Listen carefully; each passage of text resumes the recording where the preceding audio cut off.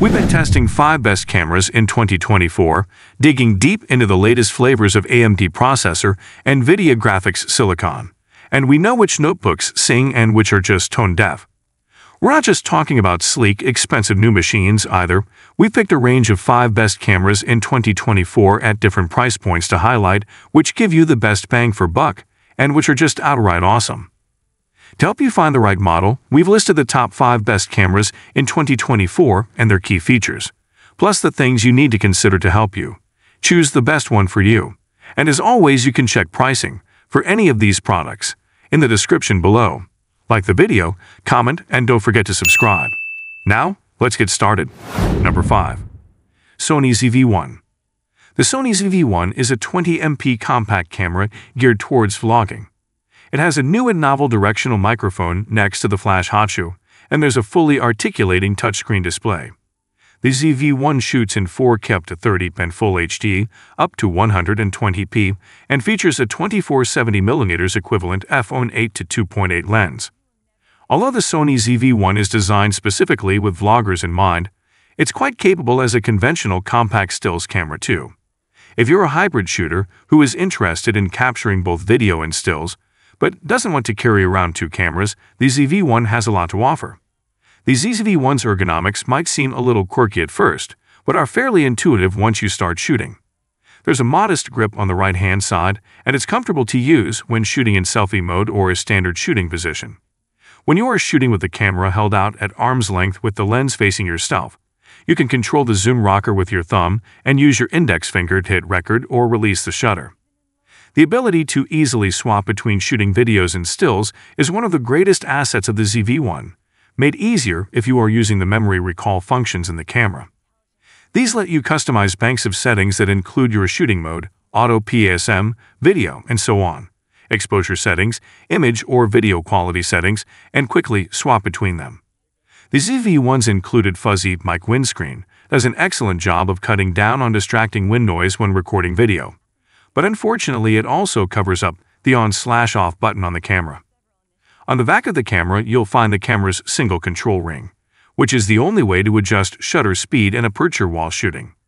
It's not that bad if you're using the ZV1 to capture stills, but can be cumbersome for vloggers since the only adjustments that can be made using the touchscreen are for focus. So if you want to adjust anything other than your AF area, you'll have to flip the camera back around. Number 4. Reiko GRii. The little black magic box.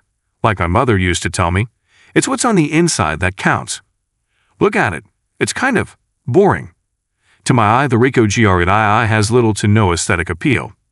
It's a small black rectangular box that doesn't arouse me in any perceptible way.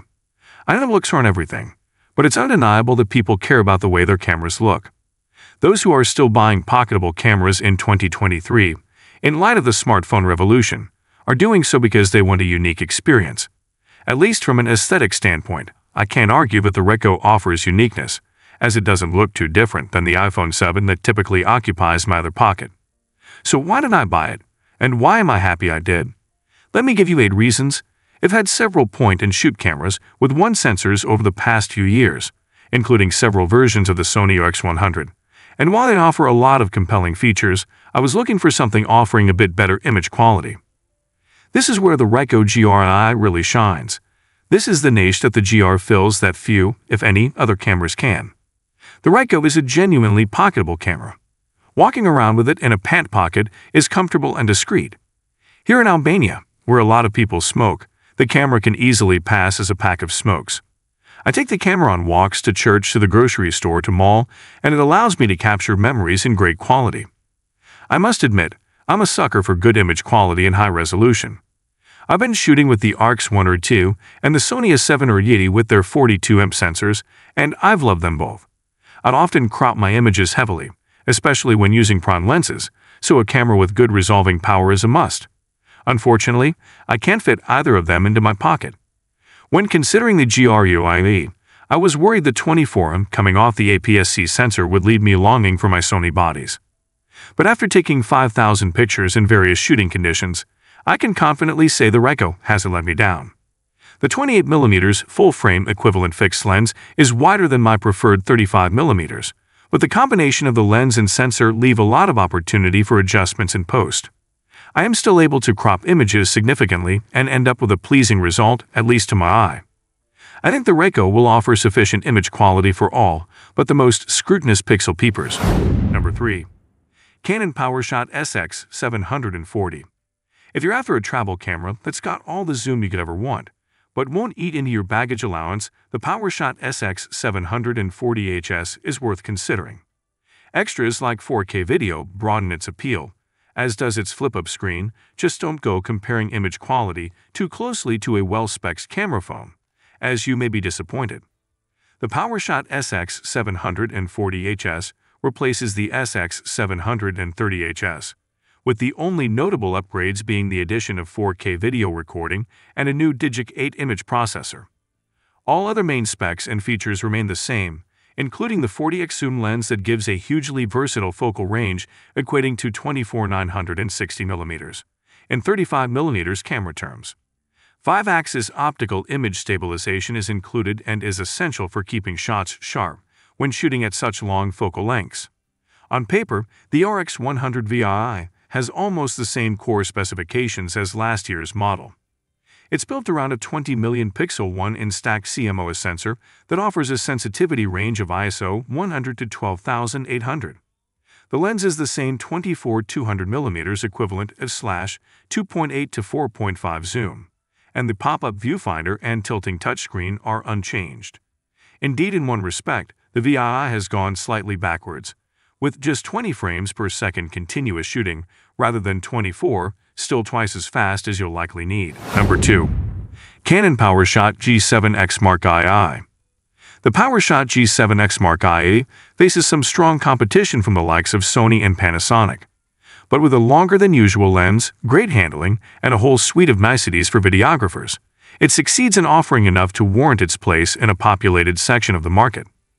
This is TechRadar's review summary that gives you all the key information you need if you're looking for quick buying advice in a minute. Our usual full, in-depth review follows. The PowerShot G7X Mark II takes the bait from its G7X Mark I predecessor, arriving with a fresh 20.1 MP, 1-inch sensor, a newer Digic S8 processing engine, and the ability to capture images at up to 30 apps with its new raw burst shooting mode.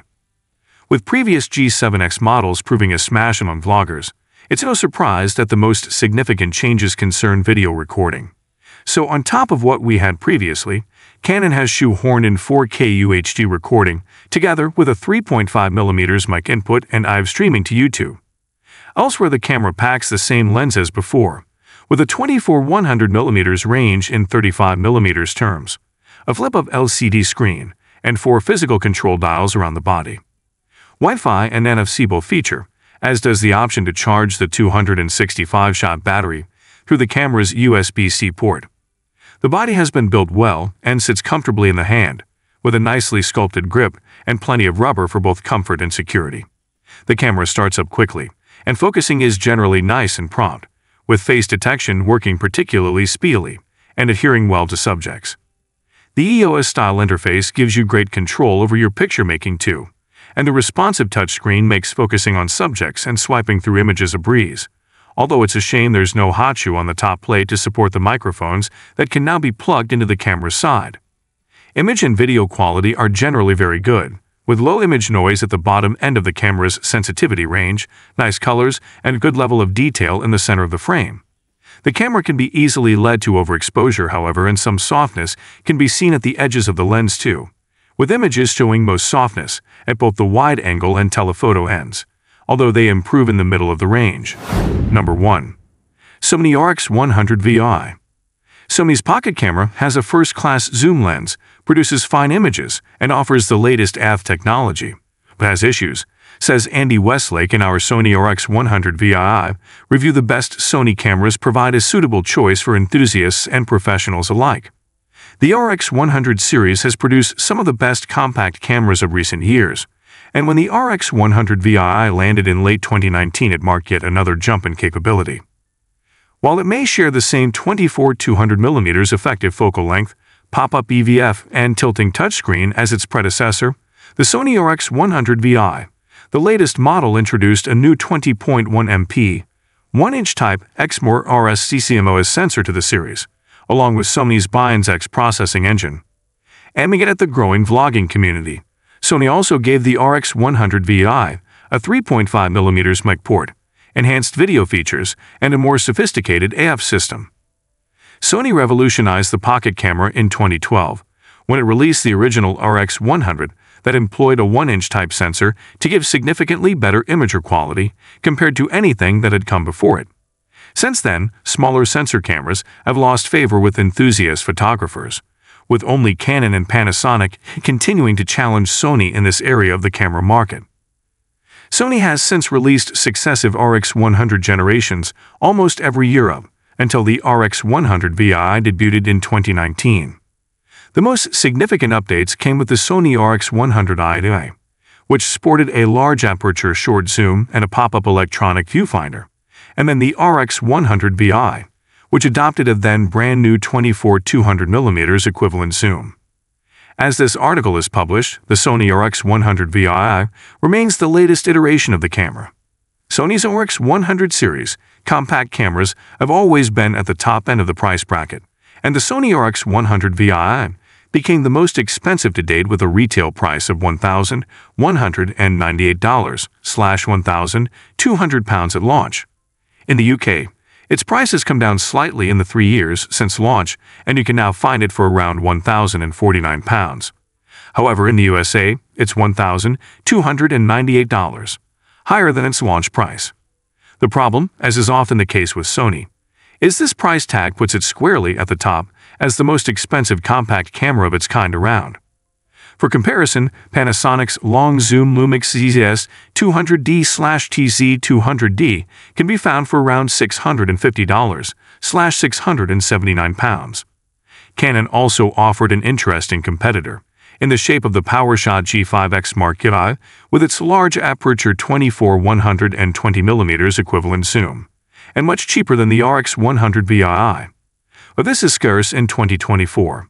In any case, how can the RX100 VI justify its astronomical cost?